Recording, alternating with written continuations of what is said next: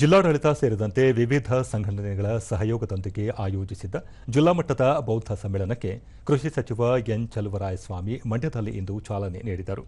ಈ ವೇಳೆ ಲೋಕೋಪಯೋಗಿ ಸಚಿವ ಸತೀಶ್ ಜಾರಕಿಹೊಳಿ, ಶಾಸಕ ರವಿಕುಮಾರ್ ಕಣಿಗ, ಜಿಲ್ಲಾ ಪೊಲೀಸ್ ವರಿಷ್ಠಾಧಿಕಾರಿ ಮಲ್ಲಿಕಾರ್ಜುನ ಬಾಲದಂಡೆ, ಜಿಲ್ಲಾ ಪಂಚಾಯತ್ ಸಿಇಒ ನಂದಿನಿ, ಚನ್ನಲಿಂಗನಹಳ್ಳಿ ಬೌದ್ಧ ಭಿಕ್ಕು, ಜೀತವನದ ಮನೋರಕ್ಕಿತ ಬಂತೇಜಿ, ಕೆಆರ್ ಬುದ್ಧಿಸ್ಟ್ ಒಕ್ಕೂಟದ ಎಂಸಿ ಬಸವರಾಜು, ರೈತ ಮುಖಂಡರಾದ ಸುನಂದ ಜಯರಾಮ್ ಸೇರಿದಂತೆ ಮತ್ತಿತರರು ಉಪಸ್ಥಿತರಿದ್ದರು.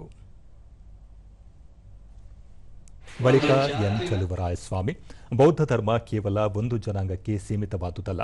ಅಹಿಂಸೆ, ದ್ವೇಷ, ಅಸಮಾನತೆ ಎಲ್ಲವನ್ನೂ ತ್ಯಜಿಸಿ ಎಲ್ಲರನ್ನೂ ಪ್ರೀತಿಸುವ ಧರ್ಮ. ಅದೇ ರೀತಿ ಜನರು ನಿಸ್ವಾರ್ಥ ಸೇವೆ ಮಾಡಿ ನಾಡು ನುಡಿಯ ಹಿತಕ್ಕಾಗಿ ಶ್ರಮಿಸಬೇಕು.